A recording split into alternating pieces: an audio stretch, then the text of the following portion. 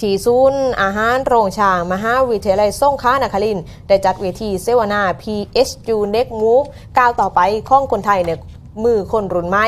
ทำการเสวนานโยบายพรรคการเมืองเพื่อเปิดพื้นที่แลกเปลี่ยนความคิดเห็นทางการเมืองและก็สร้างความเข้าใจเชิงนโยบายให้แก่นักศึกษาและก็ประชาชนทั่วไป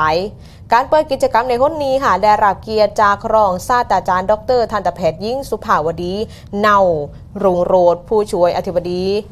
ฝ่ายพัฒนานักศึกษาเป็นประธานในพิธีพร้อมด้วยผู้แทนพรรคการเมือง6 พรรคค่ะเข้ารวมแสดงวิสัยทัศน์และการนโยบายนั่นก็คือท่านตแพทย์หญิงศรียาดาปาลิมาพันธ์ผู้สมัครสมาชิกสภาผู้แทนราษฎรแบบบัญชีรายชื่อพรรคเพื่อไทยและก็ดร.ธารุวงศ์จินดาผู้สมัคร